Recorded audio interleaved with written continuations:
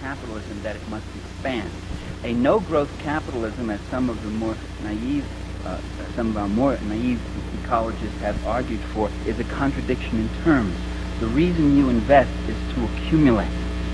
And your accumulation of capital has no purpose or meaning unless you can mix it with labor to yet increase your wealth further. And of course you use large sums of it for personal consumption and for political power and for control of your culture and for that wonderful, good, happy life that you so like. As George Bush's wife said, we are millionaires, we are not ashamed of it, we enjoy our wealth. And I thought, at last they say it. Finally they say it. Instead of the usual thing is, you know, how we rich suffer and we're misjudged and it's just terrible being rich. Can't hear. Okay, I wondered who that man was creeping up like that. Okay. Can you hear me better now? Is it all right? That seems to be out of range, actually. This microphone has a mind of its own. All right. Now, that nature of expansion really affects the nature of... it's an important imperative because it means capitalism also can never stay home. It goes abroad. If you ever saw the film Controlling Interest, there's a corporate president who says, those corporations that stayed regional in New England years ago and decided not to go national, we can't even remember their names. They died. We had to go national. And those of us who are now national know we have to go international. We have to invest abroad. So one of the laws of capitalist motion and development is this inexorable expansion. And that means expansion into an expropriation of the third world. A process that's been going on for about 400 years, perpetrated by the Portuguese, the Spaniards, the Dutch, the Belgians, the French, the English, and most recently, most successfully, most impressively, by the Americans. That is by the ruling classes of these countries, not by the ordinary people. The ordinary people simply paid the costs of empire. The ordinary people simply sent their sons off to die on the plains of India or in the jungles of the Congo or in Latin America, wherever else. But that expropriation of the third world has been going on for 400 years, brings us to another revelation, namely that the third world is not poor. You don't go to poor countries to make money. There are very few poor countries in this world. Most countries are rich. The Philippines are rich. Brazil is rich. Mexico is rich. Chile is rich. Only the people are poor. But there's billions to be made there, to be carved out and to be taken. There's been billions for 400 years. The capitalist European and North American powers have carved out and taken the timber, the flax, the hemp, the cocoa, the rum, the tin, the copper, the iron, the rubber, the bauxite, the slaves, and the cheap labor. They have taken out of these countries. These countries are not underdeveloped, they're overexploited.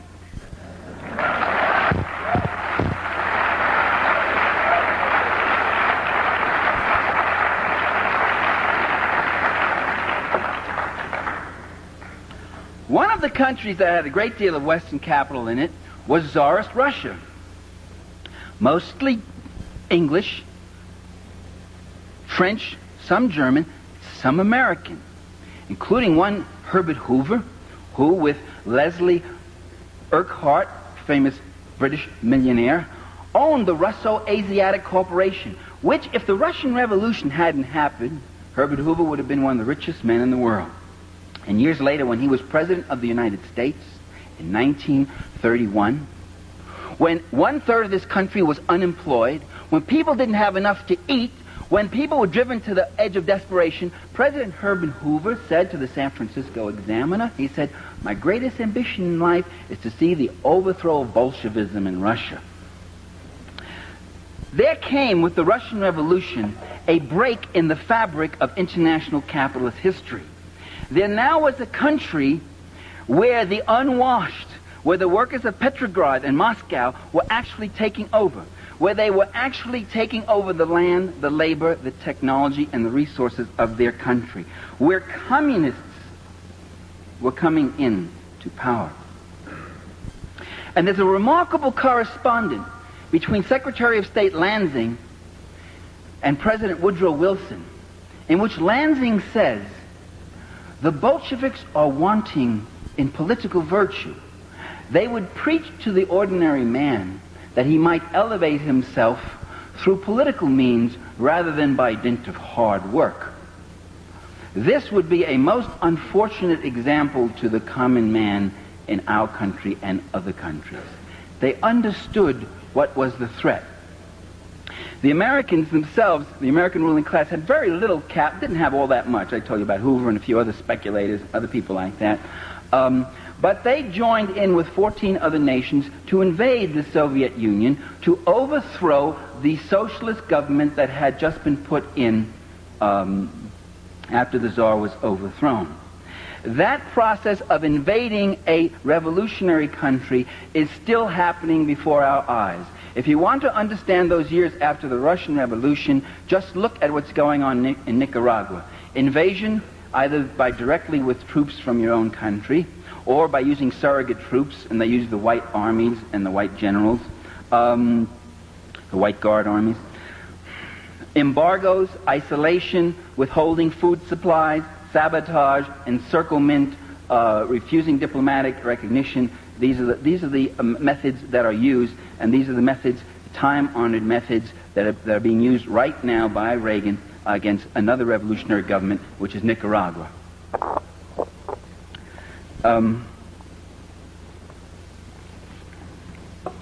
That process, this water has ice cubes in it that float right down your throat. That process of encirclement and destabilization continued right until World War II. On the eve of World War II, Foreign Minister of the Soviet Union named Litanov went to, did I pronounce his name correctly? No, I can't say it that way. Went to the Western powers and called for an alliance with England, the United States, and France against Nazi Germany.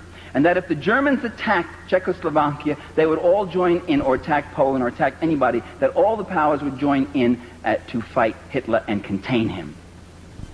The Western Allies refused those overtures from the Soviet Union. Not because they were appeasers, not because they were simple and naive, quite the contrary, because they had a plan of their own, and that plan was Munich. And the plan was, we give Hitler Czechoslovakia and he goes east. And they were waiting for a war, and that war was supposed to come, and it was going to be Nazi Germany finishing off Bolshevik Russia. Just as they had sent armies in against Russia just a few years, less than a decade before, so they now plan to do the same. And so they've done again and again. And that war was fought, and most of it was fought on the Eastern Front. 7 out of every 10 German soldiers who died in that war died on the Eastern Front. The scale of fighting was enormous. The battles of Kursk, Stalingrad, the Battle of Berlin. There's nothing like it that happened in the Western theater, on the Western Front.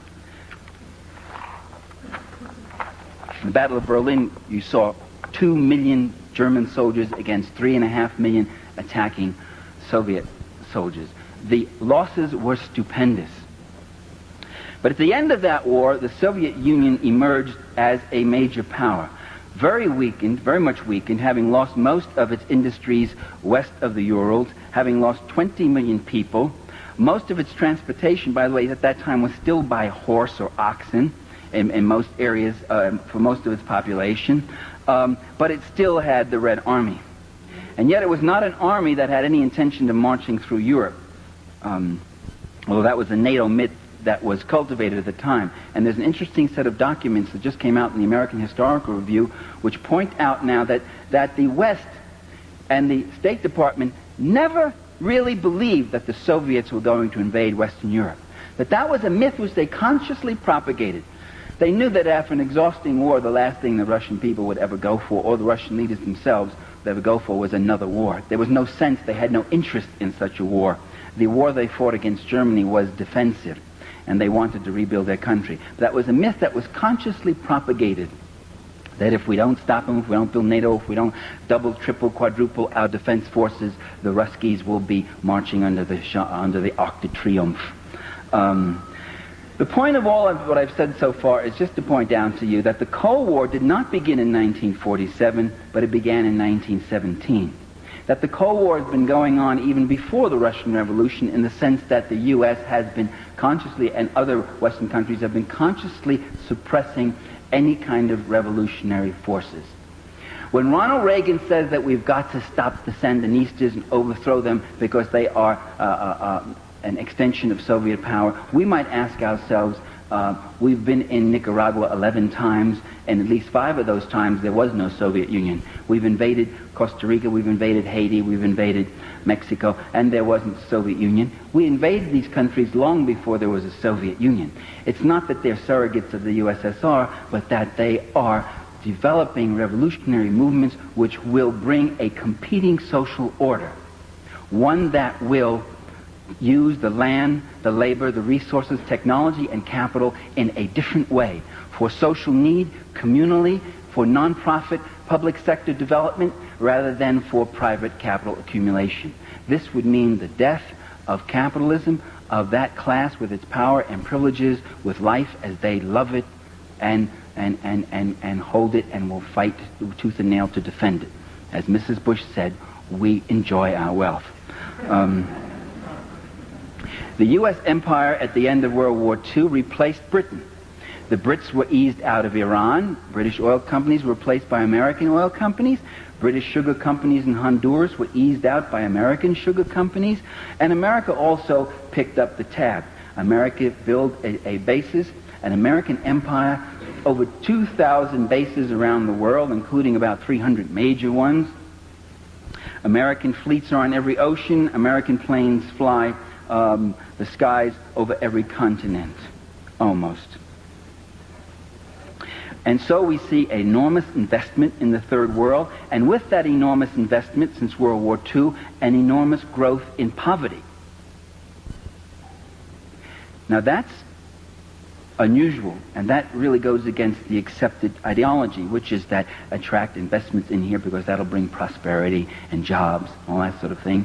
But what investment has brought to Haiti is the immiseration of the small Haitian farmers. What investment has brought in Latin America and most other countries has been the displacement of the peasantry, their proletarianization. They're being thrown into shanty towns to suffer poverty wages or chronic underemployment. What investment has brought with it also is increasing illiteracy, sickness, disease, poverty, and a dislocation and disfranchisement. A growing foreign debt and indebtedness, growing investment for cash crops. By the way, that's what the whole Mexican Revolution was about. Was the land going to belong to the Mexicans so they could grow beans and alfalfa and feed their people? Or was the land going to belong to the big sugar companies and latifundio owners so they could grow sugar to export as a cash crop to make more money, to yet make more money, or coffee or whatever else? And with that growth, with that investment comes a dislocation in the structure of the third world country, so that the whole infrastructure of it gets built around capitalist extraction, capital extraction. The economist Ray Brown, when he went to Cuba before the revolution, it was in 1958, he was there about a year or so before, was impressed by how every major road he saw went from a sugar plantation to a refinery to the seaport. While there were whole communities without roads, that couldn't get to doctors, that couldn't have schools, couldn't see a priest, the sugar companies had their roads. And when you send foreign aid to those countries, 9 out of 10 of those dollars goes to build the infrastructure, to subsidize the capital investment of the private corporations, or to pay for the police and the army of that country, not to defend it from foreign invasion, because Uruguay is not going to invade Bolivia, because Taiwan isn't going to be invaded by the Philippines. But they need those big armies to defend their rulers from their own people, because those people are in such a state of immiseration. So that's where our foreign aid goes. And as someone once said, foreign aid is when the poor people, that's us, of a rich country, give money to the rich people of a poor country.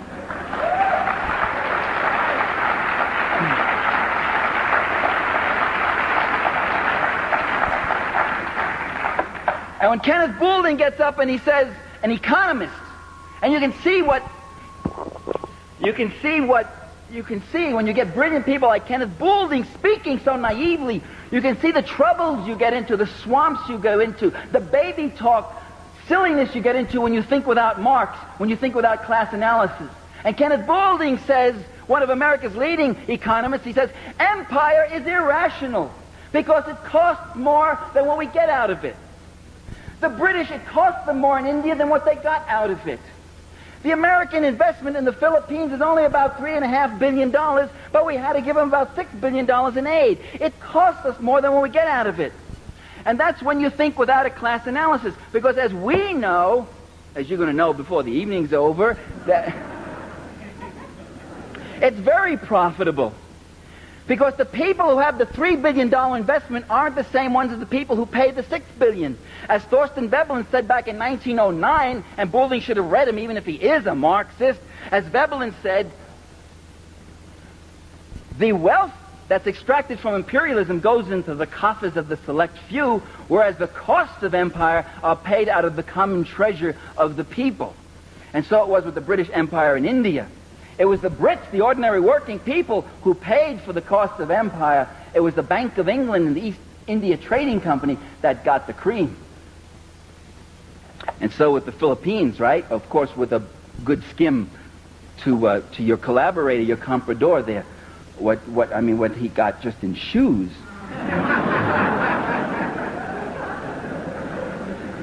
For his wife. God knows his shoes for his girlfriends. Okay. Another resource in the third world that attracts capital investment. And you say to yourself, what is that mysterious resource? I'm looking at El Salvador, right? And I'm looking at the companies that are in El Salvador. And I look and I see Pillsbury, Procter & Gamble, U.S. Steel, Continental, ITT, Firestone, Ford. I'm saying to myself, wait a minute, what the hell's in El Salvador? A little sugar, bananas. What are all these companies doing there?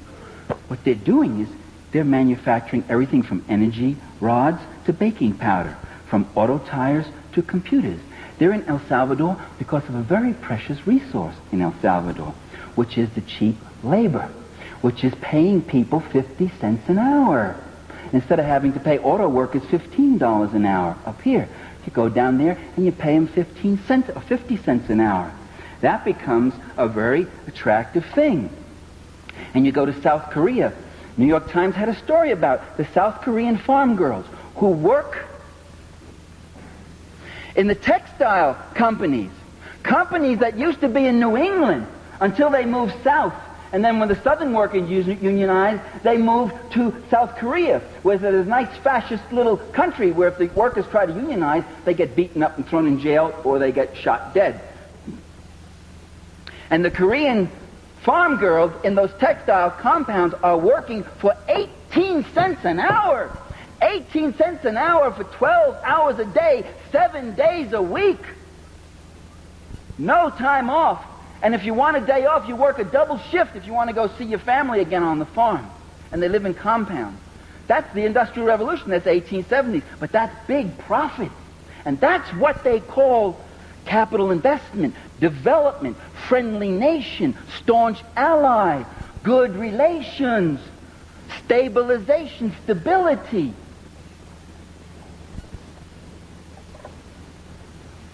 And General Motors, when they tell you, ladies and gentlemen, that they've got to pave over Detroit and they've got to close down factories because the cars aren't selling as well as they should, what they don't tell you is that in the last 10 years, General Motors has opened up a dozen new factories in other countries for the reasons I've just talked about.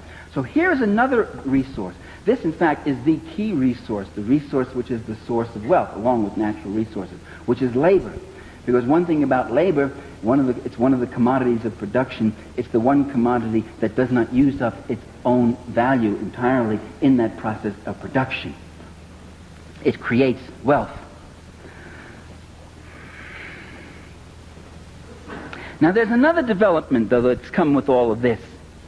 And that other development is that revolutionary movements have been emerging all around the world, these competing social orders. And so they must be targeted. Now, the United States has given a number of reasons for why, Ronald Reagan has most vividly recently, for why we must go on with our military buildup and our intervention in third worlds, why we must attack countries like Nicaragua, why we must oppose guerrilla movements in El Salvador, why we must try to overthrow Afghanistan, Angola, Mozambique, Guinea-Bissau, and various other countries where the forces of social change are taking place. And the reason they give is the freedom of the people there for democracy. We are in Central America to defend democracy. Well, a moment's reflection would raise some serious questions about that hypothesis, because it becomes clear that in fact the U.S. government has a record in recent years of overthrowing democracies. In Chile, Salvador Allende, elected in a free and open election, was overthrown. 10,000 people were executed. Tens of thousands of others were driven into exile. Others have been put in prison.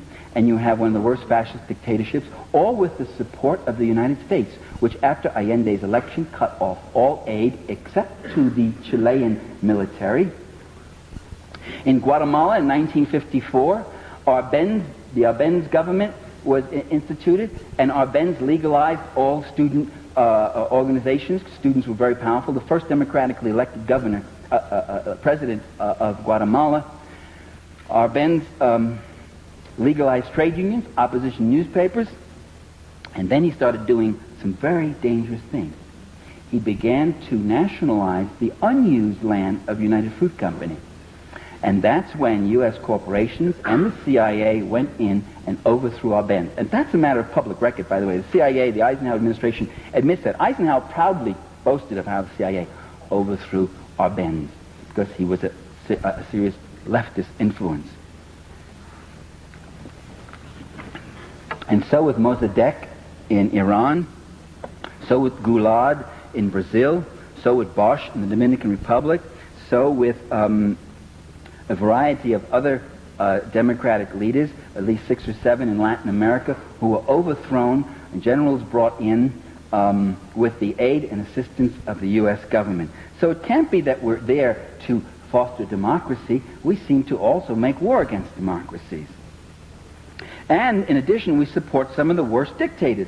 If Reagan is really against tyranny, if he really hates tyranny, why doesn't he send freedom fighters into Paraguay or Chile or South Africa? Why doesn't he start sabotaging there, putting a squeeze on them? In fact, the whole fight with Libya might be less of a mystery if you understand that really the worst thing about Colonel Gaddafi, who is a kind of a strange guy in some ways,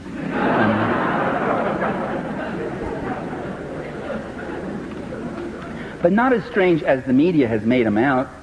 He has called, and you don't know this, most of you who laugh, he has called repeatedly for negotiations between him and Reagan, for peaceful negotiations, for peaceful settlement of all disputes, and the Reagan administration has repeatedly rebuffed those overtures. That isn't put in the press. I'm not blaming you for not knowing it. You're not going to read it in that rag that I saw out there, that Colorado thing that said, terrorist targets hit in Libya. He has done that, and he's done some other things which make him really dangerous. It's not the terrorism. It's not the attack on the Vienna and Berlin airports, for which they have no proof that Libya was involved, and which they have proof that the terrorists came out of Syria. The troublesome thing about Gaddafi is that when he took over in 1969, he took over a country that was like Saudi Arabia, a country of mass misery, a lot of rich oil that went into the pockets of a few rich. And when his colonel's revolution took over, they got rid of the rich. They took all their extra houses and gave them to the poor. They put out a land reform program. They put out a public free school program. They started a national health medical program, something that we Americans still don't have. The Libyans have it. He planted 40 million trees and started massive irrigation and ecological reclamation. These are some of the things that Gaddafi did, and that's a dangerous example to the Arab world. He took a bigger chunk of the oil revenues and reinvested them into the needs of his own people, and the per capita earnings of the Libyan people are the highest in the Arab world, the highest in the third world. You didn't hear that in the media, did you? You didn't hear that on Dan Rather's Tonight.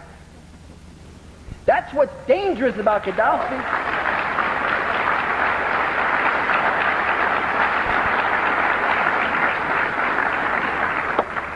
And the cue comes, and you know the cue when Reagan says Gaddafi is a tyrant over his own people, like the Sandinistas are tyrants over their people, like Allende was a tyrant over the Chilean people. The minute they start social reforms, the minute they start tampering with our oil, our bananas, our sugar, our copper, our iron, our bauxite, why, they're tyrants. The second myth that's given to us is that these revolutionary governments are hostile to us. And that's why we oppose them. Right-wing dictatorships get along with us. They're friendly to us.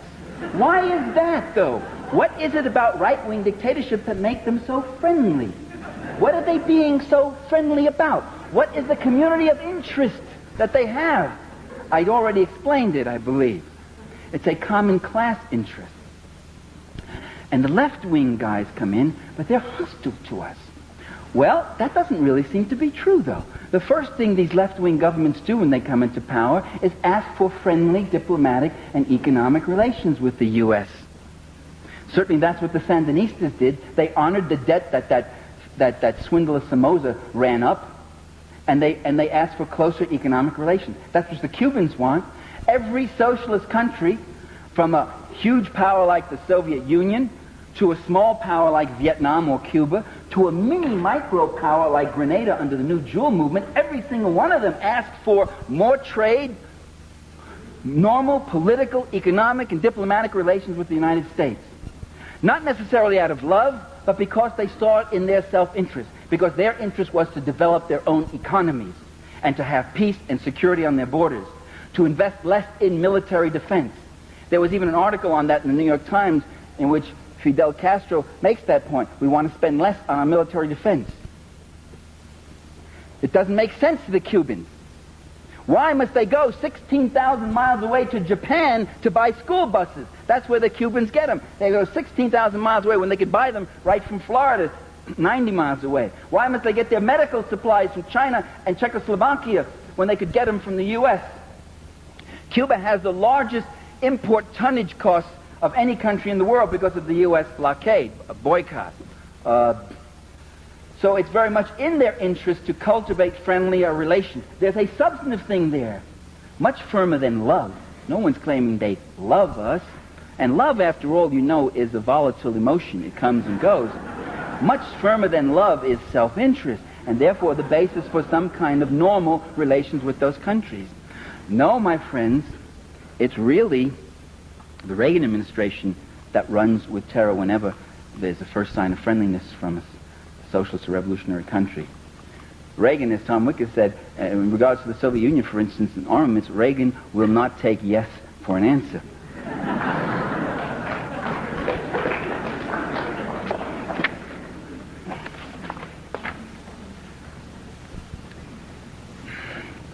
The final reason given is that we must contain the red tide. You heard that March speech by Ronald Reagan, vintage stuff, where he talked about a red tide lapping our border if we allowed Nicaragua to sustain the kind of government that its people have chosen in free and open elections.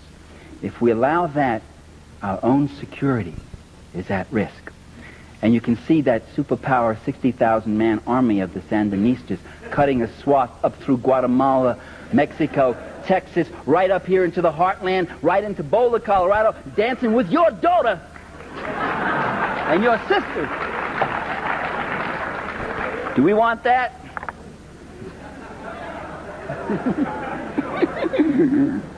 I hear they're good dances.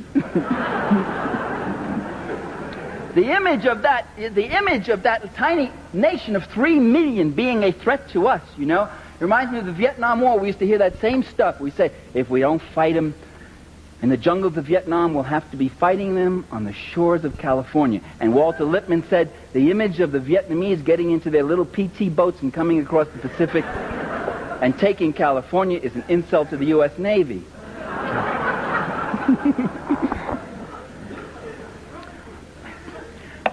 It's very hard to convince the American people that they should send their sons, and maybe, who knows, someday even their daughters, to go fight and die in some jungle to make the world safe for United Fruit Company or Chase Manhattan or Procter & Gamble or ITT. So you say it's to stop the threat of that communist country. It's very hard to convince the American people that a tiny country like Nicaragua or Vietnam or El Salvador is a threat to U.S. security.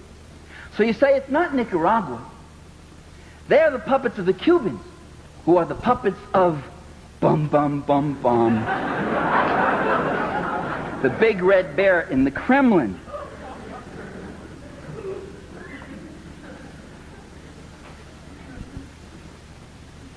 And yet again, as I just said, these countries continually want friendly overtures, continually want friendly relations, including the Soviet Union.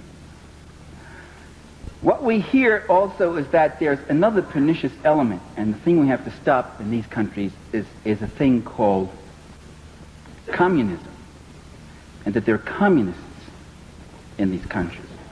It's time, ladies and gentlemen, brothers and sisters, it's time we ask, what's a communist? What does a communist do that is so dangerous? They would have us believe that communists merely hunger for power rather than wanting the power to end hunger. They would have us believe, well, the New York Times, let me refer to an editorial where they describe the undesirable and offensive Managua regime. By the way, these countries don't have governments, they have regimes. You'll see that in the newspapers all the time. We have government.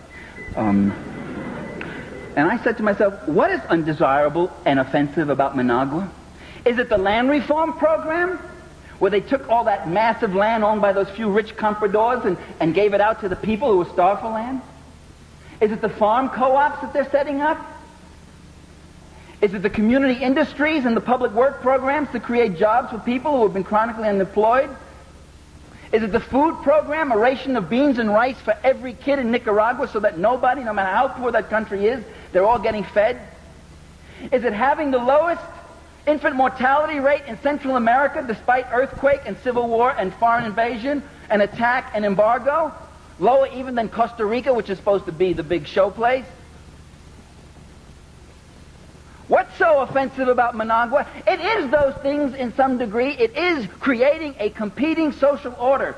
It is people, it is those who have been downtrodden, it has been those who have been used as fodder in the capital accumulation process, now claiming back the process of production, claiming back their own land, claiming back their own flag, their own dignity, and saying this country is going to be for us and not for you anymore, gringo.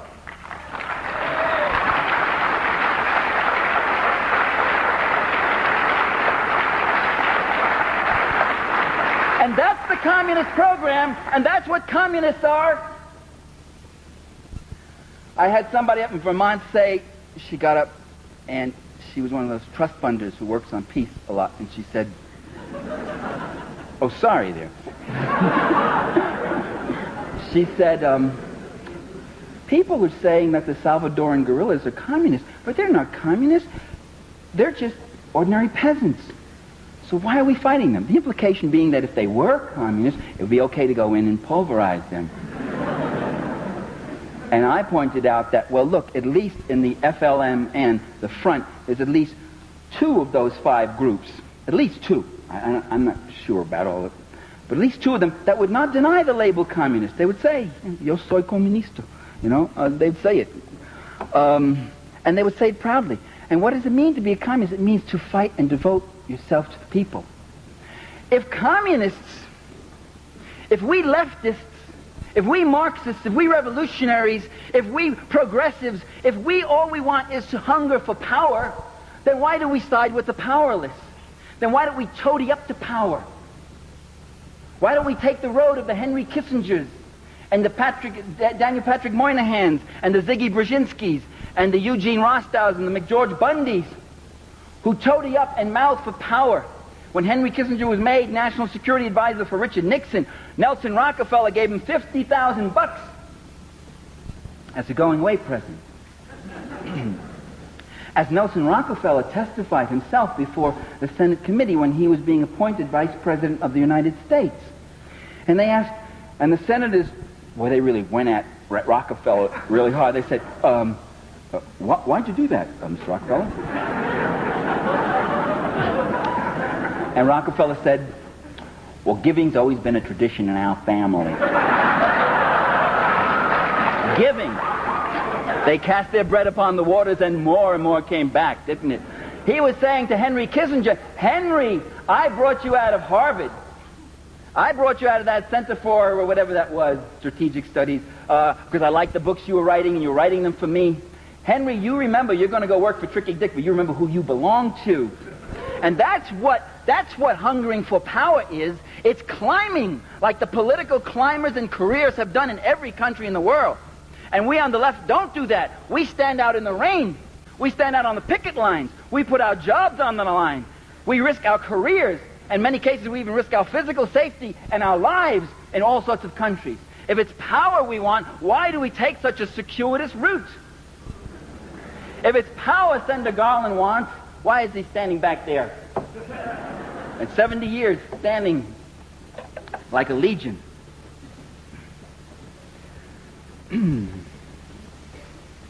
Well, these communists do all these reform things, yes. And liberal columnist Richard Cohen in the Washington Post says, and I think I've heard it about 800 times from different people, we ought to copy what the communists do. Why are we always on the wrong side? Why do we go into these countries and find ourselves on the side of the big landowners, the sweatshop owners, the big corrupt generals who run little prostitution rackets on the side and all that stuff? Then why are we with that element? Why don't we capture the hearts and minds of the people the way the communists do? Why don't we copy their techniques? What are their techniques? Well, communist techniques are very well known. Just the things we just said. They go into the village. They do land reform. They try to bring clean drinking water. They pay for the food they take. They try to help the people organize themselves. That's what they do. But if we did those things, we not only would have stolen their program, we would have become them. Because that's what they were doing. That's the thing we're fighting to prevent. Not we. That's what our government and our ruling class is fighting to prevent. That's why we always go in on the wrong side, because the wrong side is the right side for the class interests of this administration and every other administration that's occupied the White House. So it is the heart of U.S. policy, ladies and gentlemen, to use fascism to preserve capitalism while claiming to be saving democracy from communism. Now, the Soviet Union is a serious problem for world capitalism. First, it's the strongest socialist country. As the strongest socialist country, it is a major target. Second, it has assisted other revolutionary movements, mostly just diplomatically, politically, morally, but also sometimes with material aid. Not much, but rather substantial aid in the case of Vietnam. So, one goal is to try to contain the Soviet Union. The dream is finally to roll back the events of 1917, to undo history, to bring back that time when all the world belonged to us and there were no problems like this. And there became an encirclement of the Soviet Union. The most targeted socialist country in the world today is not Nicaragua, nor even Libya, if you want to call Libya socialist. I wouldn't quite call it that. It's got an erratic leader. He does immature things. It says immature things, but he's also dangerous from a class interest, but I still wouldn't call him socialist. The most encircled and threatened country is the USSR. It is the one that is targeted with all these missiles. There is, ladies and gentlemen, those missiles are not the result of an arms race. I maintain that there is no arms race, and there never has been.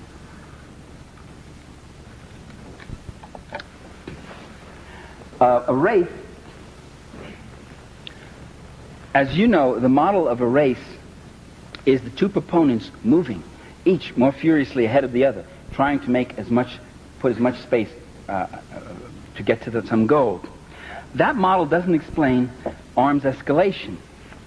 What we have had, rather, has been an arms chase, with one side, the U.S., unilaterally escalating each time, and the other side, the Soviet Union, playing catch-up, often with a 2 to 7 year lag in the particular weapons system. That was true of the A-bomb, the hydrogen bomb, the long-range bomber, submarine-launched missiles, the MIRVs, the multiple warheads, the ICBMs, tactical nuclear weapons, solid-fuel rockets, and now even today with the MX, the cruise, the Pershing, and the neutron bomb. The race model doesn't explain it. It's a chase. As the Soviets said just several years ago, don't build a neutron bomb. If you build it, then we will have to build it. Don't build the MX. If you do that, we will escalate on our ICBMs. That's hardly a race. That's more of a chase. The other side, asking that this escalation not take place, and then when the escalation does, it reluctantly moves on and enters it also. Reluctantly, I say, because the arms race has had a tremendous damaging effect on the Soviet economy. Every time they have to build another tank, that's one less subway car for their subways. In the USSR, any city that reaches 1 million people gets a new subway built in it. Every new missile means that much less quality consumer goods. It's also, by the way, has the same drain on our country, but it's not as evident given the kind of country it is. The arms race here, the defense spending is, of course, an enormous shot in the arm to the owning class in terms of profits, guaranteed cost overruns, fat contracts, so forth. The Soviet Union has a capital shortage, unlike the U.S., which has a capital surplus. And so, therefore, this deprivation. The Soviet Union has a labor shortage, unlike the U.S., where there are 20 million people underemployed.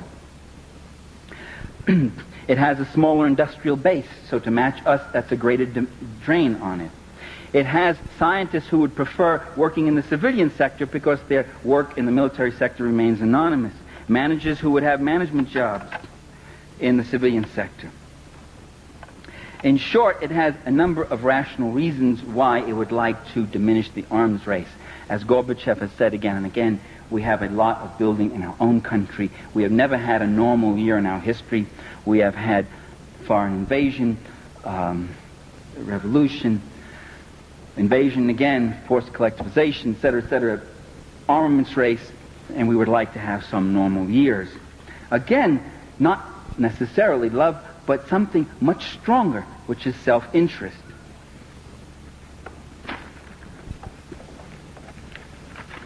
So I would argue that Soviet escalations have been mostly reactive and defensive to U.S. escalations. This is true also if you look at the Soviet Navy. It has, until very recently, no aircraft carriers for attack and amphibian actions. It now has one. It's had a few mini carriers. The Soviet fleet is built almost entirely to tracking the U.S. fleet, to see where it's going.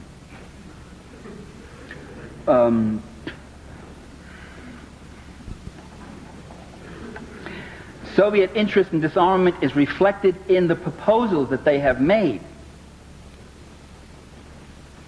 You could say, well, words are cheap, I want to see actions. First of all, words aren't cheap. Words count too. What a nation says is reflective of what it's doing. But actual moves also have been taken. For instance, one, the Soviets proposed the eventual disbanding of NATO and Warsaw Pact armies. A proposal, gradual, mutual de-escalation, step by step on each side. One, two, that, now like that. The U.S. turned down that proposal, would not even study it. The Soviets proposed, in the last 4 years, nuclear-free Europe, reducing their medium-range SS-20s and all those to match the 162 which France and Great Britain had. That was a proposal made 3 years ago. It's a proposal which Gorbachev has brought forth again. It's one which Reagan has ignored, but simply to quote for zero sum, and without the two reasonable stipulations which Moscow has asked for, namely that if we get rid of all our missiles, both sides, we also guarantee that you don't transfer any of your existing missiles in Europe to the French or British, and the French and British begin to get rid of their missiles. Or at least at this stage, they freeze them. And in fact, the French and British now are increasing their number of intermediate-range missiles. And remember, intermediate-range missiles in the West, cruise and Pershing missiles in Western Europe, are not intermediate range. They can reach Soviet soil, so they are strategic. They can hit Soviet ICBMs. Soviet SS-20s are nasty weapons indeed, but they cannot reach the United States. They cannot knock out any MXs or ICBMs. They are not first strike potentials. Another thing to remember, cruise and Pershing missiles that are now in Europe have a 7-minute strike time. That's the end of deterrence. And this is why Gorbachev and the Russians are beside themselves about the cruise and Pershing. This is why they walked out of Geneva in 1983, because Reagan refused to negotiate on the cruise and Pershing. This allows Reagan to turn around and say, we went to Geneva, but they walked out, as he's going to do now with this latest cancellation. So what you do is you shove a person away, you act hostile toward them, they get up and they say, well, you obviously don't want to negotiate, they walk out, and then you turn to your people and say, you see, they don't want to reach an agreement. If it takes me a half hour to get my missiles over and kill you, and you a half hour to kill me, then in that half hour after I let mine go, you know they're coming. And you let yours go at me. That is a deterrence to me. However, if I can reduce the striking time to 7 minutes, and they're so low and fast, and your radar can only pick them up in the last 2 minutes, I now have a first strike capacity on you. You no longer have deterrence. I no longer can fear your missiles, because my missiles are targeting yours. And I'll knock out all your missiles, and then I'll have a second strike capacity to hit you. You'll have a feeble retaliatory strike. Your feeble retaliatory strike, however, will be blocked out by my Star Wars. Ah, is that what Star Wars is all about? Yes. You see, the criticisms about Star Wars are largely irrelevant in that area. People have said, scientists have said, it's a ridiculous project. It's going to have to work the first time and work perfectly. Only if the Soviets launch their 10,000 missiles at us in a fit of peeve one day, they say, let's destroy the world, and they send the missiles at us, only then will Star Wars have to work perfectly. But if the function of Star Wars is to be a shield against a feeble retaliatory strike of the Soviets after a first strike by the U.S., then Star Wars becomes much more effective. And Ronald Reagan himself let the cat out of the bag last year when he said, it doesn't have to work perfectly in speaks and all. They've got him away from the platform and all that. Because they explained it to him just that morning at breakfast. And it is...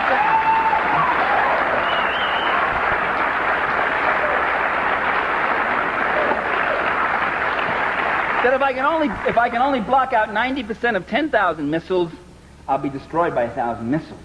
But if all the Ruskies have left are 60 or 70 missiles, and I can block out 90% of those, then only 7 or 8 will hit us. And that is called acceptable collateral damage. How do you like that for 1984? 20 million, anywhere from, they estimate, from 4 to 20 million. Acceptable collateral damage. But we would have won one for the Gipper, eh?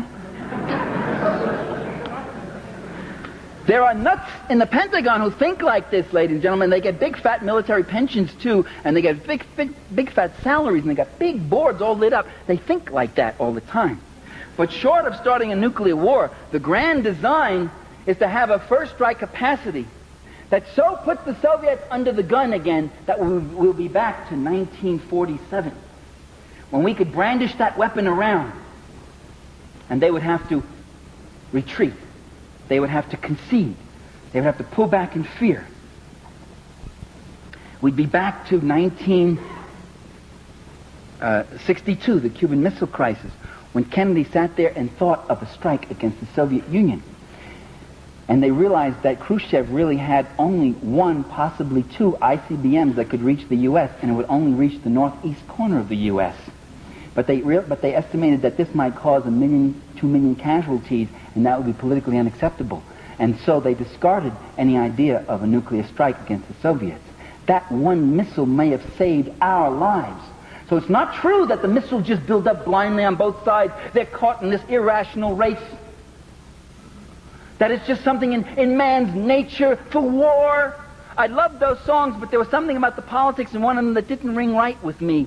That it's just people caught up in this meanness and killing for killing, and when are we going to reach our senses? That's not true. That's not the way it works. It's not something that comes in here. If it was something in our nature, why would they have to draft us? Why would they have to use press gangs and drag us in?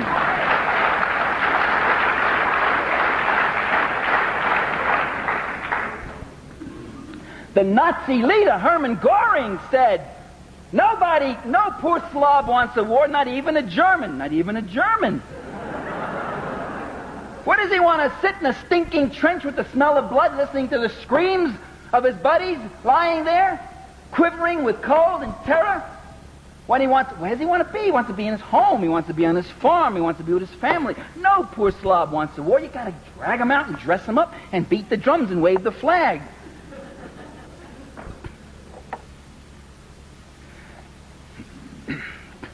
Within the last 4 years, the Soviets called for the banning of weapons in outer space before the United Nations, a resolution that was voted 124 to 1. Who was the one? Not the U.S., Ronald Reagan. It wasn't the American people, right? It was that coterie that is misrepresenting us. All the opinion polls show that the American people didn't want weapons into outer space, at least back in those days before the Star Wars promo. 124 to 1 with one abstention. Do you know who the abstention was? No, it wasn't Israel. It was Margaret Thatcher, who, as we all know, is Ronald Reagan in drag.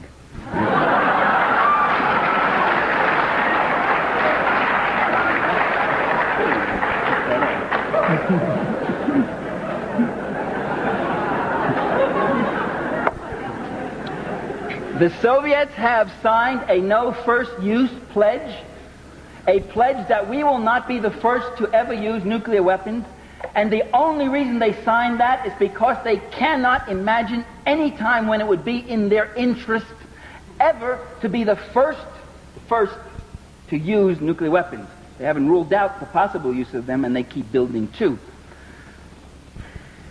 That no first use pledge, the U.S. has refused to sign it.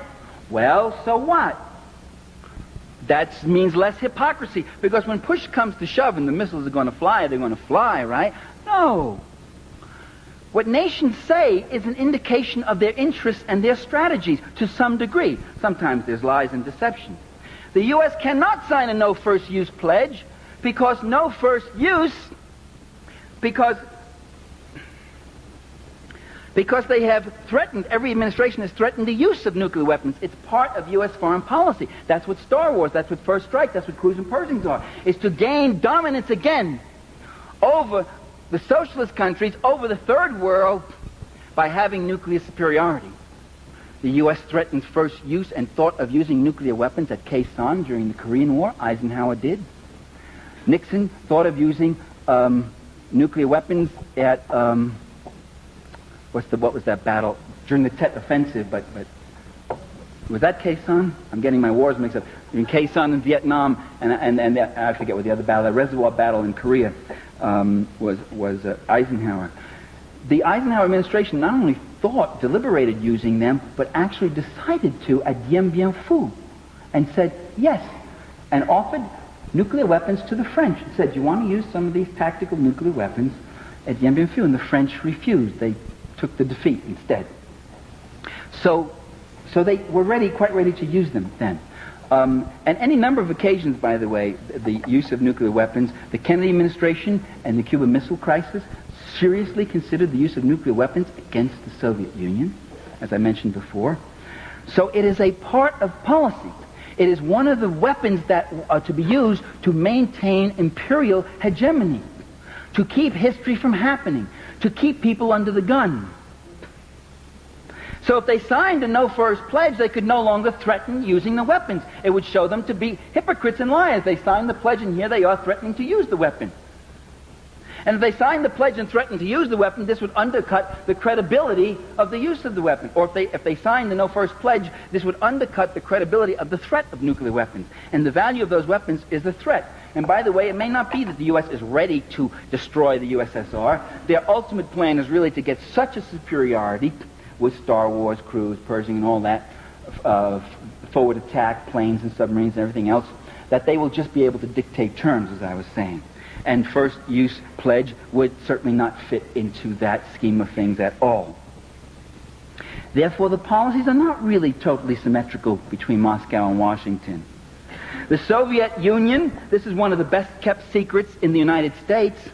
The Supreme Soviet in February of 1981 voted unanimously to endorse a mutual, bilateral, verifiable nuclear freeze that was virtually identical to the ones which were passed in those 20 Vermont townships and voted in 9 states and endorsed in hundreds of towns and cities in America. And its wording was almost word for word the same pledge. The Central Committee of the Communist Party of the Soviet Union that same month voted unanimously to endorse a nuclear freeze. The U.S. has, in fact, ignored any proposal for nuclear freeze despite a massive movement involving millions of people in this country, probably the biggest mass movement in such a short time in our history was the nuclear freeze movement. You don't realize, some of you are too young to realize what history you're making, you don't realize, but it's incredible. It dwarfed, in its numbers, it dwarfed the anti-war movement, at least for the first 5 years. It dwarfed the civil rights movement. It dwarfed the union movements and struggles in the 30s, and the sheer numbers of people who signed up, who marched, who demonstrated, who wrote letters, who pledged for nuclear freeze. It was a mass movement, and the Reagan administration simply ignored the whole thing. Didn't exist, wouldn't hear of it, wouldn't consider it. It didn't fit into their very rational plans of a different kind of world. The Soviet Union has called for the reduction of ICBMs. The Reagan administration refused to negotiate it, or totally ignored that offer in 1982, and ignored it again when, more dramatically, Gorbachev came up and said, let's not negotiate it, but let me give you numbers. A 50% cut, both of us, right off the top. Let's start. With total on-site inspection, another change in Soviet policy. Total, complete on-site inspection under any conditions you want. Come on in, look anywhere you want about this sort of thing. And the U.S., again, won't take yes for an answer. Ronald Reagan won't. The Soviet Union had a unilateral and observed and is still observing a unilateral moratorium on anti-satellite weapon testing. The Soviet Union called for last year cuts in conventional forces, again, NATO and Warsaw. The Soviet Union unilaterally observed a moratorium on underground nuclear testing and has called for a total ban of all nuclear testing, because Gorbachev knows that if you stop nuclear testing, that's the end of the development of nuclear weapons. You can't develop nuclear weapons if you can't test anymore. And Reagan knows that also, and so he's ignored the proposal. The Soviets unilaterally, last year, as you know, said we will not test for the rest of this year. And the Reagan administration said, oh, that's because they do all their testing early in the year and they've got them all done already, but we still have a few tests. Okay, maybe that's it. So do all your tests, catch up, and when it comes December 31st, you say to them, we're going to observe it too. Didn't do that. January 1st came, and Gorbachev said, we will extend that moratorium several more months. And the U.S. said, oh, they extended because they don't test in the cold months, January, February, March. They don't test then. Although they supposedly do all their testing in the early part of the year. I don't understand that one. And then when they extended the moratorium yet a bit further, the argument was, this is a propaganda ploy. They're trying to appeal to the American people. And we, in order to reach the ultimate point of getting rid of nuclear weapons, will have to continue testing right now. And what was a masterful phrase of double think. I mean, that was an actual quote. I wish I had it. I couldn't find it in my materials on the plane. What I'm arguing here, ladies and gentlemen, is that U.S. foreign policy is not foolish, it's not stupid, it's quite rational. When someone says, what are we doing? We're opposing guerrillas in El Salvador and we're supporting guerrillas in Nicaragua. That's quite rational. Because the guerrillas in El Salvador want to change the social order, and the so-called guerrillas, they're not guerrillas, they don't live with the people and build their base in the country. The mercenaries and contras who are attacking Nicaragua want to bring back the old order. There's a very rational system. They're not foolish, they're not confused, they know what they're doing. It is to defend the class order, to make the world safe for hypocrisy.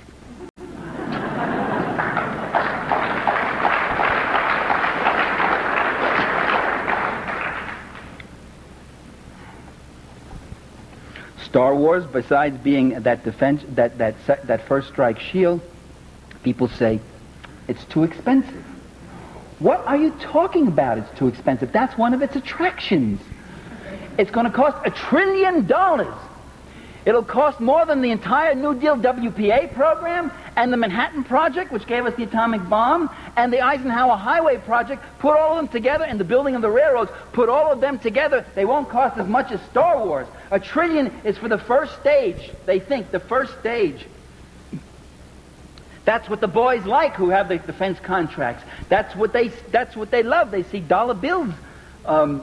Getting there is all the fun. Whether the system works or doesn't work, the expensiveness is the major attraction. It will violate the ABM treaty, and now we see even it violate the atmospheric testing treaty. What's wrong with that? Reagan has no loyalty to the ABM or the atmospheric testing. He's been wanting to violate them since he's been in office. Now, having said all this and giving you this picture, I would like to add something else. That the ruling class rules, but it doesn't rule quite in the way it wants to. That in fact, we must not be overwhelmed by these facts or this analysis, but we must be enlightened. We could understand why they do these things. Ronald Reagan is not stupid. He gets confused. He goes to Ecuador and says, it's wonderful being here in Colombia. You know, I mean, he does things like that, and he muffles on questions. Reagan, though, has been the most successful and rational and persistent president that I have ever seen in office in every single area, whether it's NLRB or busting unions or cutting human services or his treatment of the environment, he is, or defense spending or foreign policy, he has advanced, or the appointment of reactionary judges, every single area, defunding the left, whatever. He has not left a stone unturned. He has advanced and pushed persistently. He has a cohesive goal and program. It's the goal of Cap Weinberger and Pat Buchanan. It's the goal of the radical right, and he has been rather successful at it, but not completely, because at the same time, in the years that Reagan has been in office, the protest has grown. Democratic forces have grown. Changes continue throughout the world. Peace forces in the Soviet Union. By the way, there are massive peace forces. Millions of people marched. The Leningrad Peace Committee. There are photos of these people marching with these banners. No missiles east or west. And again, you should make a distinction between a country which supports and encourages a massive peace movement and a government like ours which derides it, red baits it, ignores it, or puts it down. A nuclear freeze movement. Democratic forces have grown in power since Vietnam. Do you realize that Ronald Reagan has not invaded Nicaragua?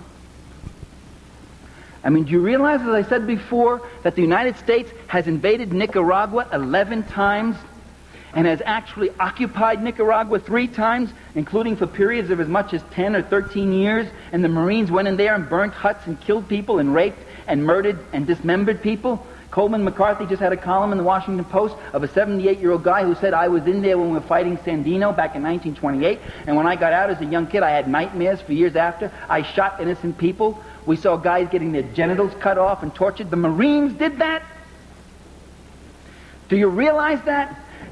Do you realize today the United States has a striking power, a deployment power, a force, a delivery power that's 1,000 times more powerful than anything Calvin Coolidge had? And you got a president that's 1,000 times nuttier than Calvin Coolidge, who would like to go in there, who wants to go in, and yet he hasn't? Well, what's held him back? It's the democratic forces. It's the same thing that kept Nixon from using nuclear weapons in Vietnam, as the story came out when the Pentagon Papers were released, or not the Pentagon Papers, the White House tapes, where they were afraid of what the disruption and the reaction of the people in their own country. It's the democratic forces in this country, it's the democratic forces around the world, it's the Nicaraguan people who are armed and ready. He could go in and carpet bomb it with B-52s, not lose a single man, and just devastate it and destroy it. But then he would have to go in with troops.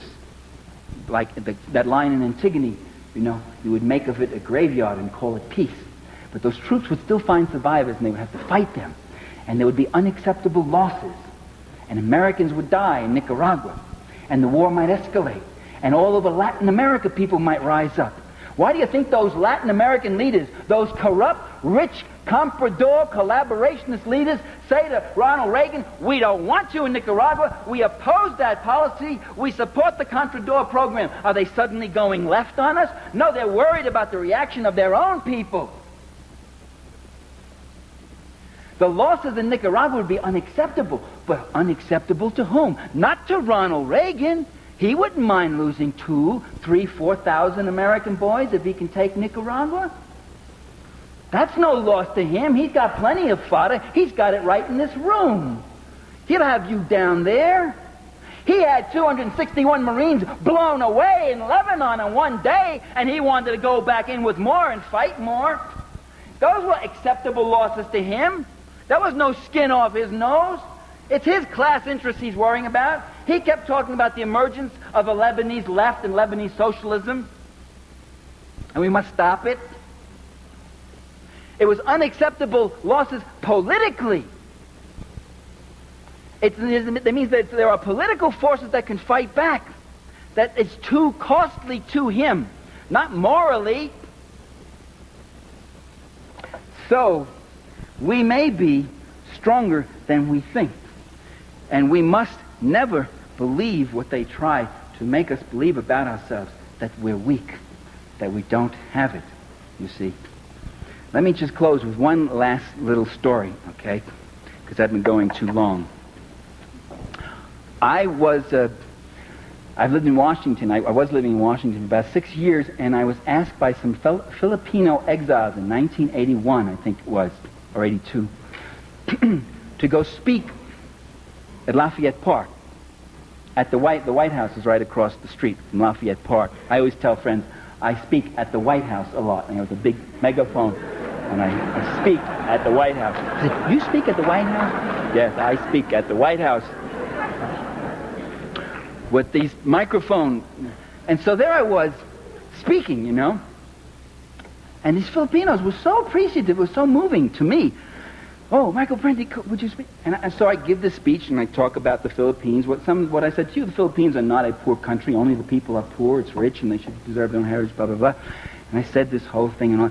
And here's this little band, about 200 people, about half Filipino, half American.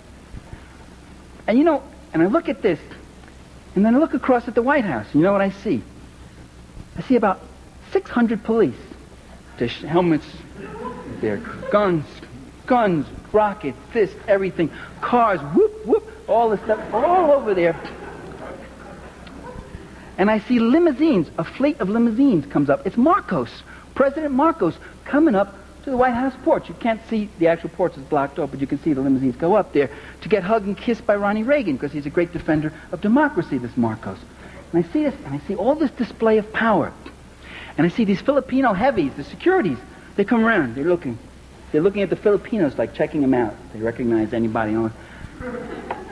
And I'm standing there with our brave little band of 200 people with our signs, and we're walking around chanting.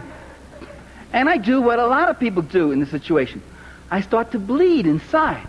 I start to say, my God, look at that power, look at that wealth, look at the force. And we got this little band of people, And then after I gave my talk, I wandered over to, we had a fence up and we had a display of pictures of Filipinos who have been tortured and found dead, grisly photos by the Marcos people. And a Marcos security guy, a Filipino thug, plain clothes, comes walking up, and he looks at the pictures standing next to me, and he goes, and he sort of smirks. And I never had such a feeling I wanted to really, give him one upside his head. But I've outgrown those days. So. And I'm saying, look at this. They got it all. What are we going to do? And look what's happened 3 years later. Just look what's happened. This incredible transition. Democratic forces mobilized. And this Marcos just blown away. Just remember who has the source of power. When the people get it together, they have a strength like nothing seen. When the democratic forces move, the forces of reaction must retreat. And these great generals and dictators and presidentes who sit there in their big palaces with their boodle and their corruption and their bayonets and their guns and their spies everywhere, they get thrown off just as a stallion would thrown off a little fly. So we speak truth to power. Just remember that. Speak truth to power. Mobilize, organize, never be sad. Remember what the great Italian communist Antonio Gramsci said, you have a pessimism of the mind, but an optimism of the will. You see the worst, you consider the worst, you work against it, but in here you work for what is freedom, for what is justice, for what is right. It is our destiny, it is our future. The future itself depends upon it. Thank you.